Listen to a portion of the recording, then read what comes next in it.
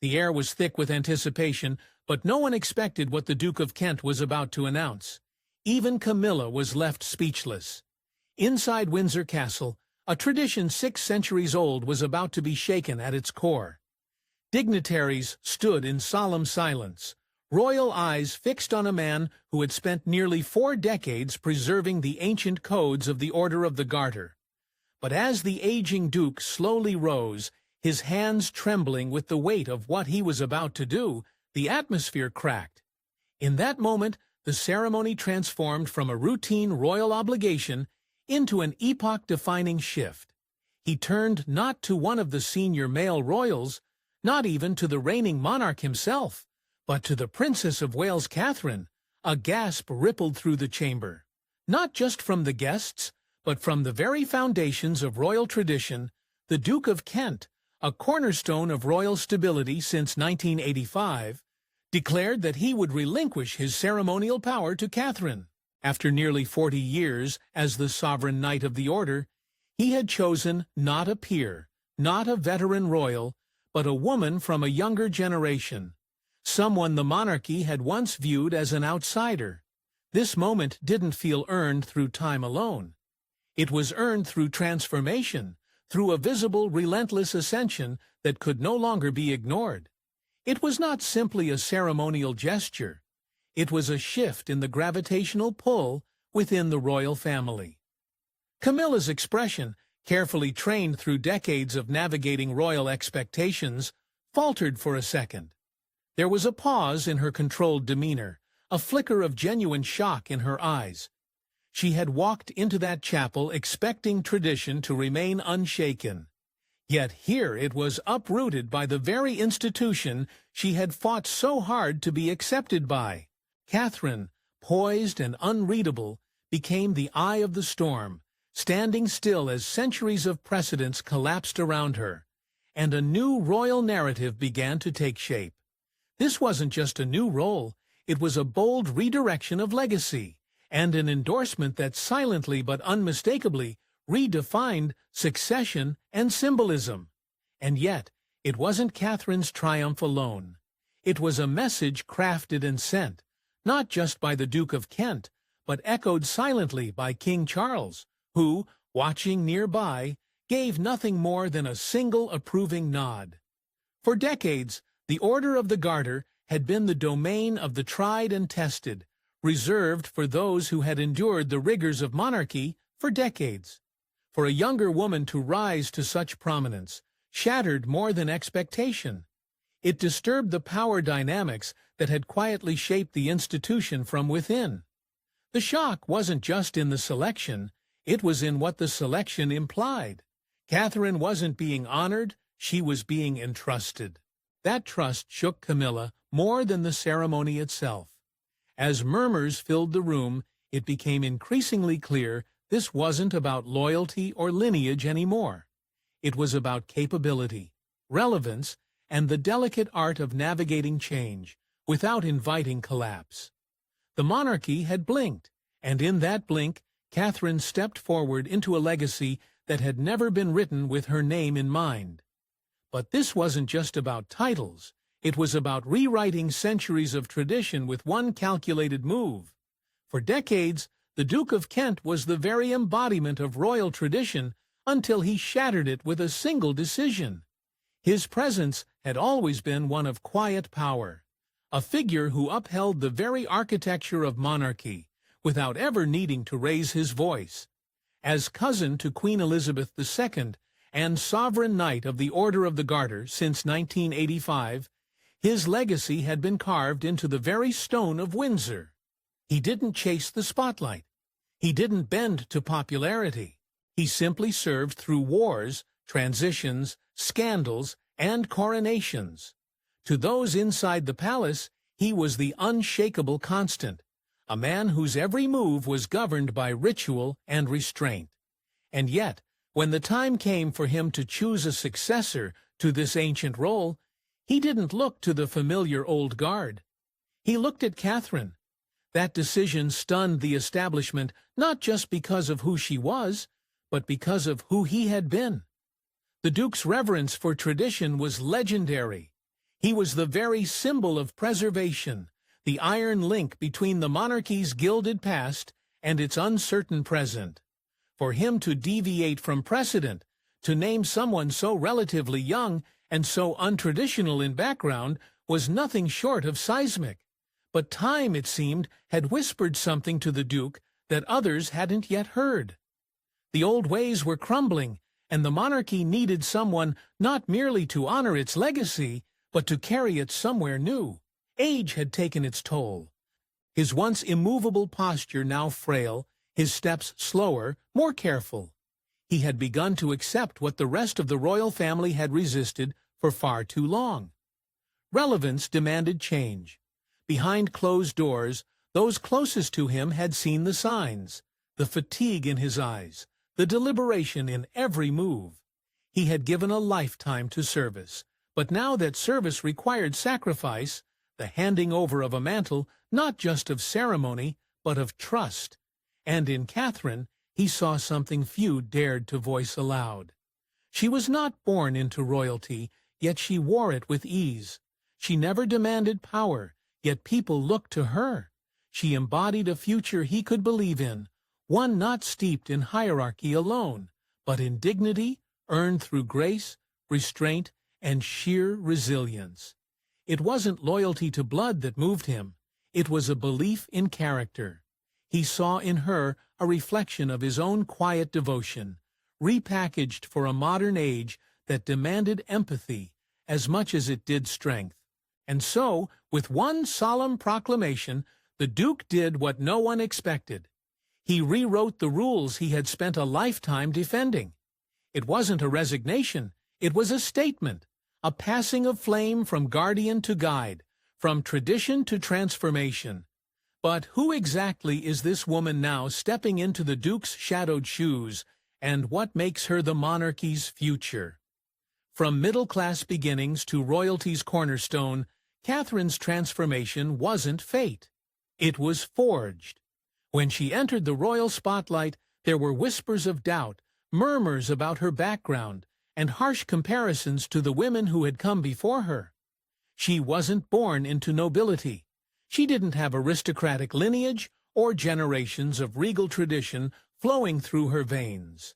But what she did possess was far rarer: an unshakable calm, a quiet resilience, and a capacity to evolve in the face of unrelenting scrutiny. What began as a love story between a prince and a commoner quickly became a calculated ascent, not through ambition, but through perseverance, discipline, and an almost uncanny emotional intelligence. The monarchy didn't shape her. She shaped her place within it. As the years unfolded, Catherine did something the public had not seen since the days of Princess Diana. She made royalty feel human again. While others crumbled beneath the pressure or attempted to dominate the narrative, she stood firm in her silence and let her actions speak louder. With every appearance, every speech, every carefully chosen initiative, she built a reputation not just as the future queen consort, but as the emotional center of a modernizing monarchy. Her popularity with the British public wasn't manufactured. It was earned. In a family long criticized for its distance and detachment, Catherine's warmth, sincerity, and authenticity reconnected the institution with the people it was meant to represent. But that grace didn't come without struggle. Behind the smiles and stunning gowns were moments of deep personal trial press invasions, relentless tabloid judgment, and the pressure to be perfect at every turn. Catherine met each storm with unwavering composure. Where others might have faltered, she doubled down on purpose. Her advocacy and mental health, especially through the Heads Together campaign, marked a turning point not only in her public identity, but in how the monarchy addressed deeply human issues. Then came her work in early childhood education, a subject she didn't just support from a distance, but immersed herself in with quiet rigor and long-term vision. These weren't vanity projects. They were strategic, personal, and grounded in service. Still, the public image is only part of the truth. For all the praise she's received, Catherine's strength has often been underestimated. The media, quick to paint her as the serene Duchess, failed to grasp the complexity behind that serenity. What they called poise was in fact resolve. What they saw as tradition was strategic diplomacy. Behind every gesture was a mind fully aware of her position and its consequences. She understood the rules and chose to reshape them without ever appearing to rebel. It's this exact quality that won the Duke of Kent's respect and eventually his trust. Yet no matter how polished her presence, no one could have predicted her next role would shake the monarchy to its core. She kept her composure for the cameras, but inside, Queen Camilla felt blindsided. For a woman who had spent decades building her place within the firm, who had endured public scorn, relentless comparison, and fought tooth and nail to be seen as more than just a royal consort, this moment stung. The announcement may have been elegant, the setting ceremonial, but to Camilla it was something else entirely. It was a reminder that no position within the monarchy is ever truly secure, that legacies are not inherited, they are rewritten, sometimes in real time, and often without warning. And on this day, the script had changed, and she was no longer the central figure. She had been watching the Order of the Garter ceremony unfold, with the calm detachment expected of her. The procession that followed, the ceremonial exits, the royal waves were all cloaks for a deeper reality. Something had changed, and once changed, there was no going back. But as applause echoed through the chapel, the real weight of responsibility fell silently on Catherine's shoulders. This wasn't an isolated decision. It was part of King Charles' larger, quiet revolution. For years, he had been laying the groundwork for a monarchy that looked nothing like the one he inherited.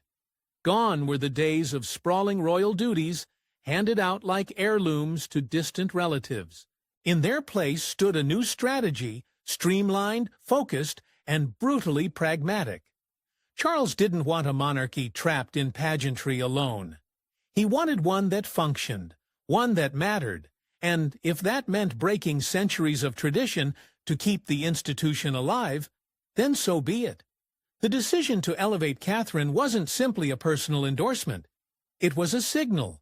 A new era was being written not with fanfare, but with silent, deliberate action. At the heart of this revolution was relevance.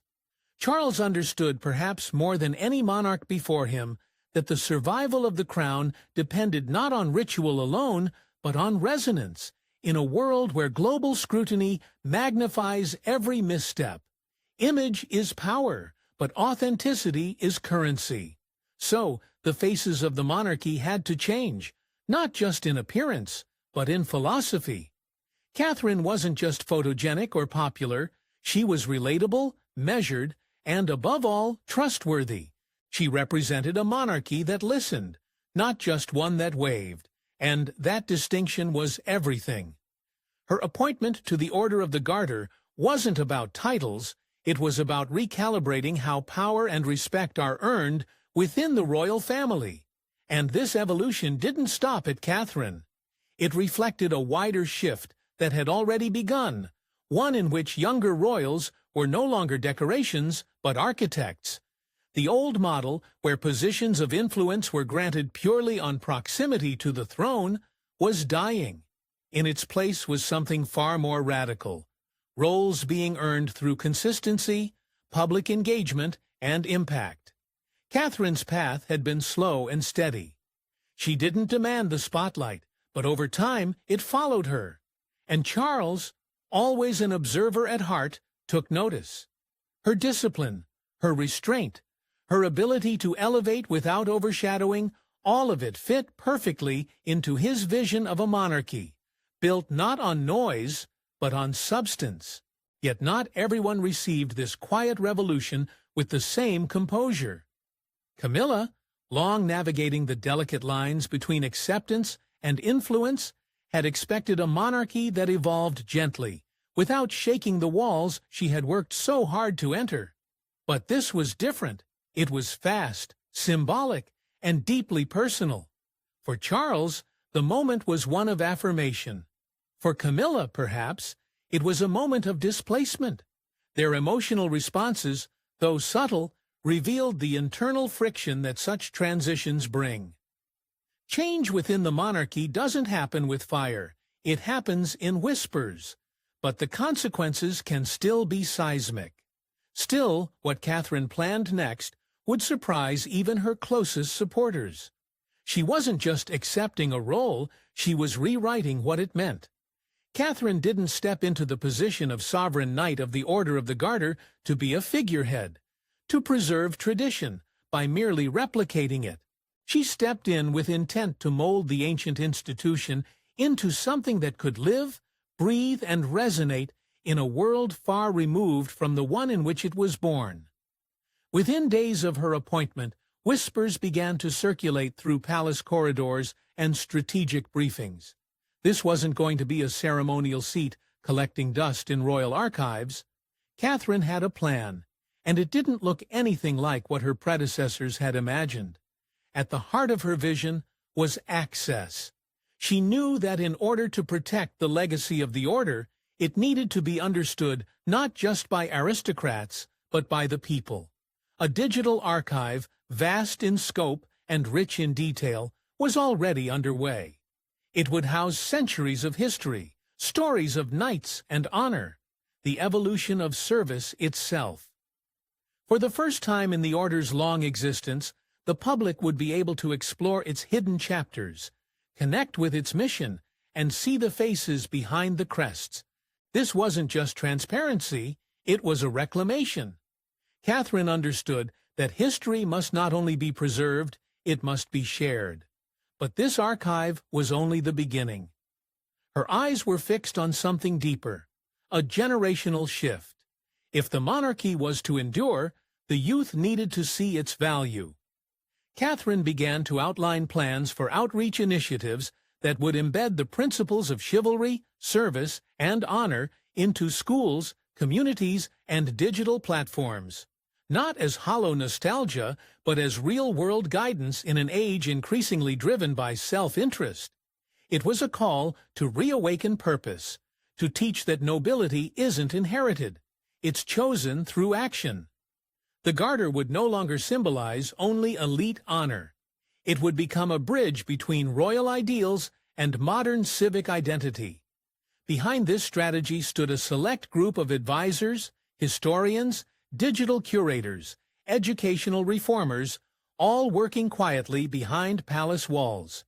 They weren't there to protect an image. They were there to shape a future. Catherine surrounded herself not with sycophants, but with thinkers. And together, they built something rare.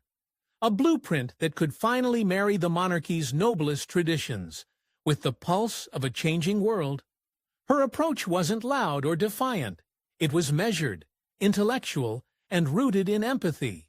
She didn't seek to strip the order of its mystique. She sought to expand its meaning. Catherine's modern Garter wasn't an abandonment of its past. It was a revelation of its untapped potential. Through careful planning and bold conviction, she was showing that the oldest institutions can still lead, so long as they are willing to evolve. Yet even with a vision so clear, the road ahead was anything but smooth. Every innovation, every reform, would be weighed against the weight of tradition. Critics would question her reach. Persists would resist. And the burden she carried wasn't just symbolic anymore. It was structural. But modernization wouldn't come easy, especially for a woman already juggling the weight of a kingdom. She wore the crown's burden with grace, but behind the scenes, the pressure was relentless. From the outside, Catherine seemed unshakable, a polished royal icon who carried her titles with composure and her duties with poise. But beneath the surface, she was juggling a storm. At home, she was a mother to 3 young children, navigating school runs and bedtime routines like any parent, while simultaneously managing a growing portfolio of philanthropic responsibilities and high-stakes royal engagements. The expectations weren't just high, they were merciless. Every appearance scrutinized, every word weighed, and every misstep, however small, magnified for the world to see. Still, she didn't flinch. She carried it all, not because it was easy, but because she believed it mattered. Yet even the strongest foundations tremble under pressure. Behind the smiles and carefully composed public image, Catherine faced moments of profound vulnerability. Health concerns had recently brought her into an unwanted spotlight. Rumors circulated, speculation mounted, and though the palace remained tight-lipped, those closest to her knew the toll it had taken. But Catherine, true to form, didn't retreat. She rose. Quietly, methodically, she resumed her duties not to prove something to the world, but to honor the role she had earned. Her return wasn't triumphant, it was defiant. Not loud, but unyielding. And in that defiance, she showed the world something it hadn't fully understood before. Her strength wasn't just grace, it was grit. The Catherine the public knew was elegant, composed, often serene. But the Catherine behind palace walls was something more layered, intensely focused, deeply principled, and remarkably strategic. She knew her place wasn't guaranteed. It had to be reaffirmed constantly, especially as she stepped into spaces traditionally dominated by men twice her age and thrice her tenure. The transition from consort to leader was not handed to her. It was fought for, inch by inch, and through it all, one constant stood beside her. Prince William. More than a husband, he was her ally, her shield, her anchor. During private moments of doubt, he reminded her why she belonged in every room she entered. And when the eyes of the world narrowed on her next move, his silent presence spoke volumes. But perhaps the most powerful validation came not from her husband, not even from the king, but from the Duke of Kent himself. His choice to hand the Order of the Garter's future to her was not ceremonial. It was symbolic, a passing of the flame from an era defined by structure and restraint to one braving compassion and modernization. He saw in Catherine not just the image of a queen, but the essence of leadership. Not only had she earned his trust, she had inherited his legacy. And with that inheritance came the daunting, exhilarating reality of what would follow. And just when it seemed the ceremony had ended, the true legacy began. In one glance, one nod, one historic handover, the monarchy signaled its next chapter. There were no trumpets blaring, no grand declarations. Just a moment, a subtle transfer of power cloaked in centuries of tradition, yet heavy with modern implication. When the Duke of Kent relinquished his role and named Catherine his successor, it was more than a ceremonial baton passing. It was a reckoning. A monarch in waiting had been unveiled not through bloodline, but through merit. A woman, not born into royalty, but sculpted by resilience and duty, had just been handed the keys to one of the oldest institutions in British history. And in doing so, she shattered an unspoken barrier that had lingered far too long. For centuries, the monarchy's highest orders and most sacred duties had been largely preserved for senior royals, whose paths were paved long before they took their first public step. Catherine's ascension wasn't just personal, it was political. It told a new story about who could lead, about what leadership even meant. Her appointment rippled far beyond Windsor. Across the country and across the Commonwealth, people paused, some in awe, others in reflection, but many, especially women, saw in Catherine something rare. Proof that grace, intelligence, and quiet strength could carry the same weight as titles and lineage. The crown, so often guarded by convention, had finally bent toward progression. The reaction was immediate and electric. Public interest in royal affairs surged not from scandal or spectacle, but from something deeper, renewed belief. Catherine's rise didn't provoke headlines of controversy, it inspired them. For once, the royal family wasn't shielding itself from modernity, it was embracing it. Her appointment sparked discussions about gender, about legacy, about the monarchy's evolving identity. She had become the embodiment of a new royal narrative, one that wasn't afraid to look different, sound different, and lead differently. And for many, that shift didn't feel like a departure from tradition. It felt like the first time tradition truly meant something. And yet, this wasn't the first time history had pivoted around a woman. Parallels to Queen Elizabeth II and Queen Victoria echoed in whispers. Strong, strategic, singular figures who reshaped the throne through intellect and will. But Catherine's path was quieter, more gradual, forged not through conquest or crisis, but through steadfast devotion and earned respect. Where past queens ruled with iron will, Catherine led with steel hidden behind silk. And in doing so, she bridged something extraordinary, the reverence of the past with the demands of the future. She is, undeniably, the monarchy's anchor and its arrow. In Catherine, the institution has found not just a representative, but a recalibration. She does not seek to erase what came before her, she seeks to make it matter again. Her reign, though unofficial, has already begun, not with a coronation, but with the undeniable clarity of trust. Her legacy will not be built on grandeur alone, but on how she made the monarchy relevant, how she breathed purpose into an ancient throne. And as Windsor faded behind them, it was clear this wasn't the end of a tradition. It was the beginning of Catherine's reign in all but name. Thanks for watching. Don't forget to like and subscribe, and we will see you in the next one.